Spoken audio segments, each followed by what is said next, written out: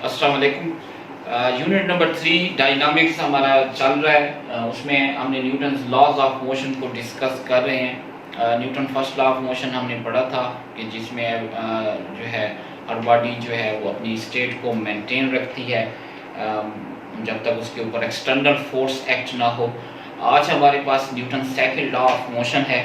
Newton second law of motion ये आज हमारे पास टॉपिक है। आज हम इसको डिस्कस करेंगे, Newton second law of motion.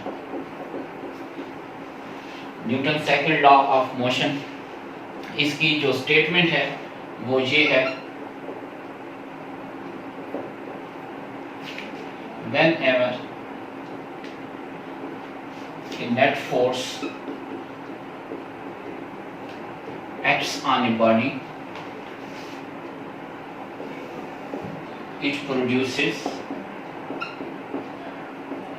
an acceleration in it।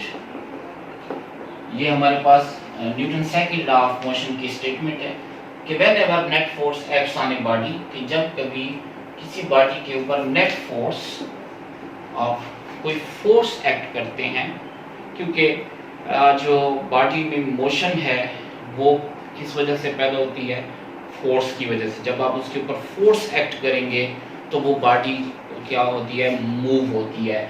वो अपनी स्पीड, अपनी वेलोसिटी, अपनी जगह को भी चेंज करती है, डिस्टेंस भी कवर करती है। तो whenever a net force acts on a body, जब कभी हम किसी बॉडी पर फोर्स लगाते हैं, उसको पुश करते हैं या पुल करते हैं, it produces an acceleration in it।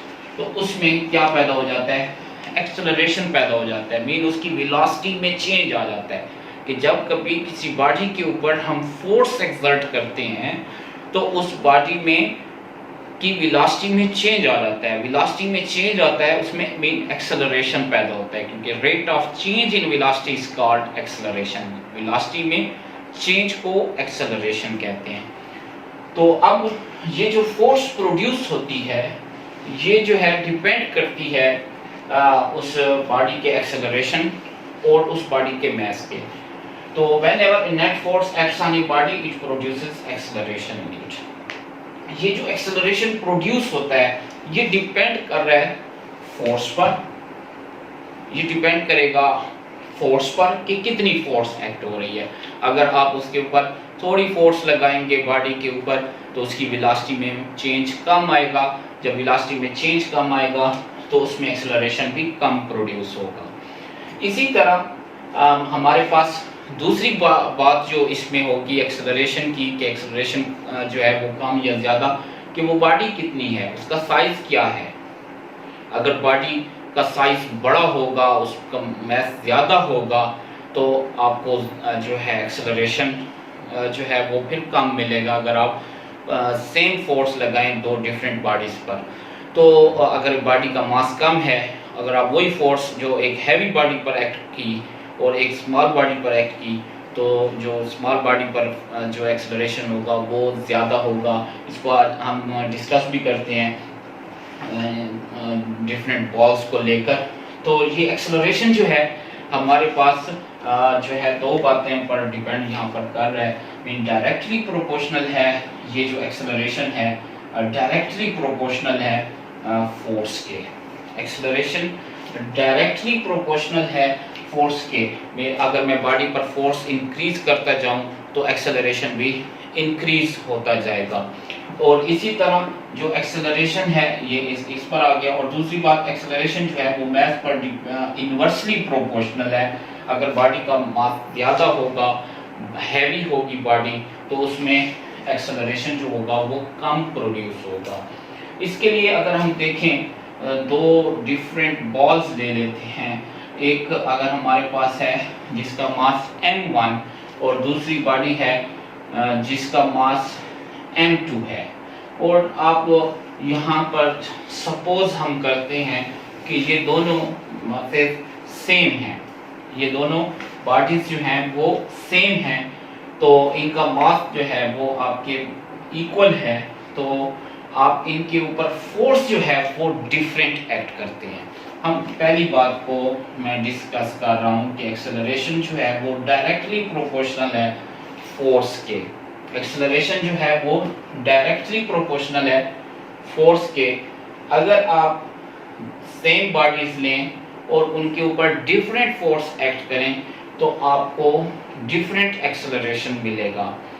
तो अगर आप इसके ऊपर फोर्स F1 एक्ट करते हैं इस बॉडी के ऊपर और इस बॉडी के ऊपर फोर्स F2 एक्ट करते हैं, फर्ज करते हैं कि इस बॉडी पर जो फोर्स एक्ट हो रही है वो ग्रेटर है इस बॉडी पर जो फोर्स एक्ट हो रही है, मीन F1 ग्रेटर है F2 से, तो हम ये कहेंगे जब इस पर ज्यादा फोर्स आप पुश इसको ज्यादा फोर्स से करेंगे, ज्यादा फोर्स एक्ट करेंगे तो इसकी वेलोसिटी में ज्यादा चेंज आएगा और इस तरह हम कहेंगे कि इसमें एक्सेलरेशन भी ज्यादा प्रोड्यूस होगा, इसमें एक्सेलरेशन भी ज्यादा प्रोड्यूस होगा।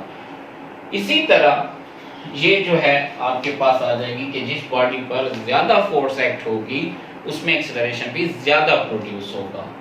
और अगर हम ऐसे ले लें कि हमारे पास अगर एक बॉडी का मास m1 है और दूसरी बॉडी है उस बॉल है और उसका मास m2 है, यहाँ आप देख भी सकते हैं कि m1 जो है वो ग्रेटर है m2 से। यहाँ हमारे पास जो है इस बॉडी का मास जो है वो इस दूसरी बॉडी के मास से ज्यादा है और इसके ऊपर फोर्स एक्ट हो रही है F1 और इसके ऊपर फोर्स एक्ट हो रही है F2 और ये दोनों फोर्सेस इज इक्वल है, ये दोनों फोर्सेस इज इक्वल है, ये दोनों फोर्सेस इक्वल हैं। तो अब आप ये देखें कि इस बॉडी में ज्यादा फोर्स, इस बॉडी में ज्यादा एक्सेलरेशन प्रोड्यूस होगा या इस बॉडी में, तो जिस बॉडी का मास कम होगा उसमें एक्सेलरेशन जो है वो ज्यादा होगा। तो हम देखें हमारे पास जो है एक्सेलरेशन इस बॉडी में जो है वो A2 में ज्यादा होगा A1 से, क्योंकि इसका जो है मास बड़ा है इससे, तो एक्सेलरेशन जो है वो इसमें बड़ा होगा। तो इसलिए हम इसको इनवर्स रिलेशन कहते हैं। बॉडी ये बड़ी है, एक्सेलरेशन इसका ज्यादा है, ये इनवर्स रिलेशन है। तो अब अगर हम इन दोनों इक्वेशंस को कंबाइन करते हैं, कंबाइनिंग इक्वेशन 1 एंड इक्वेशन 2, तो हमारे पास आ जाता है A is proportional to F divided by M, F divided by M। A is equal to proportionality को हम यहाँ पर is equal लगाएंगे तो हम एक कांस्टेंट यूज करेंगे F by M।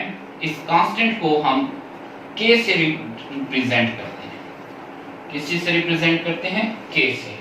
और इस K की जो वैल्यू होती है सिस्टम इंटरनेशनल में, वो हम इस तरीके से फाइंड करते हैं कि A की वैल्यू हम इस तरीके से फाइंड करते हैं कि K is equal to MA divided by F।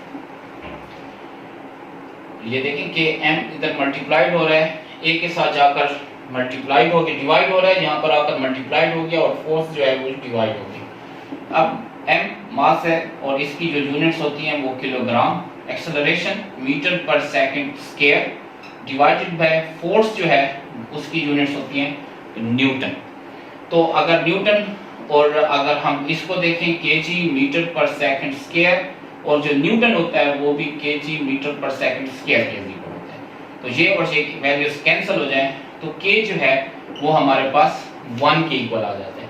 K is equal to 1, तो K इज इक्वल टू 1 आएगा। तो इस तरह हम कहते हैं कि SI सिस्टम में K की जो वैल्यू होती है वो 1 होती है। जब इस जगह पर मैं K की वैल्यू 1 पुट करूंगा, K is equal to F by M, तो F is equal to MA।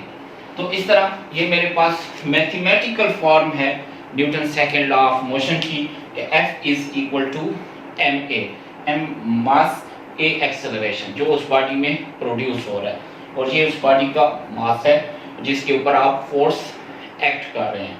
तो प्रोडक्ट जो मास का और एक्सेलरेशन का है वो इक्वल टू फोर्स है, क्योंकि जब आप किसी ऑब्जेक्ट लेते हैं उस बॉडी की जो जसामत है उसके ऊपर फोर्स होगी। आप देखें आप बॉडी को देखकर ही उसके ऊपर फोर्स लगाते हैं। अगर बॉडी हैवी होती है तो आप देखते हैं कि उसके ऊपर मुझे ज़्यादा फोर्स की ज़रूरत होगी उसको मूव करने के लिए, उसमें एक्सेलरेशन पैदा करने के लिए, उसको वेलोसिटी को चेंज करने के लिए आपको ज़्यादा फोर्स की ज़रूरत होती है। इस तरह अगर छोटी ऑब्जेक्ट होगा, स्मॉल ऑब्जेक्ट होगा, तो उसमें आप उसके मुताबिक फोर्स एक्ट करेंगे, आपको थोड़ी सी फोर्स लगानी पड़ेगी और उसमें एक्सेलरेशन प्रोड्यूस हो जाएगा। तो ये डेली लाइफ में आप यूज़ करते हैं। बिल्कुल ऐसे ही इसकी अगर हम एग्जांपल्स दें तो अगर आप दो डिफरेंट एज के प्लेयर्स ले लें, अगर एक छोटा सा बच्चा हो और एक उससे बड़ा हो, तो आप देखें तो कि जो है ना दोनों बच्चे अगर एक फुटबॉल को किक लगाएं तो जो उनमें जो बड़ा बच्चा होगा वो जो है ज़्यादा फोर्स एक्ट करेगा उस फुटबॉल पर, इसलिए उसकी फुटबॉल जो है वो ज़्यादा डिस्टेंस कवर करेगी बनिस्बत उसके जो बच्चा उससे छोटी एज में है। तो इस तरह हमारे पास डेली लाइफ में ये जो Newton second law of motion है ये हम यूज़ करते हैं। न्यूटन के जो तीनों लॉज हैं वो हम डेली लाइफ में यूज़ करते हैं, Newton first law, Newton second law और न्यूटन थर्ड लॉ। तो इस तरह ये जो न्यूटन सेकंड लॉ है इसमें आपने इसमें देखा कि जब कभी हम किसी बॉडी पर फोर्स एक्ट करेंगे तो उस बॉडी में एक्सेलरेशन पैदा हो जाएगा, उसी ही डायरेक्शन में जिस डायरेक्शन में आप फोर्स एक्ट करेंगे उसी डायरेक्शन में उसका एक्सेलरेशन प्रोड्यूस होगा। और फोर्स की जो यूनिट्स हैं वो न्यूटन हैं, और अगर हम देखें फोर्स की यूनिट्स न्यूटन और मास हमारे पास किलोग्राम और acceleration metre per second square. तो इस तरह आप ये कहते हैं कि 1 न्यूटन जो है 1 Newton is equal to 1 kg metre per second square. इस बात का मतलब आप ये लेंगे कि अगर आप किसी ऑब्जेक्ट के ऊपर 1 न्यूटन की फोर्स एक्ट करें और उस ऑब्जेक्ट का मास 1 kg का हो तो उसमें 1 मीटर पर सेकंड स्क्वायर का एक्सेलरेशन पैदा होगा। तो 1 Newton is equal to 1 kg metre per second square, ये इसकी यूनिट्स हैं।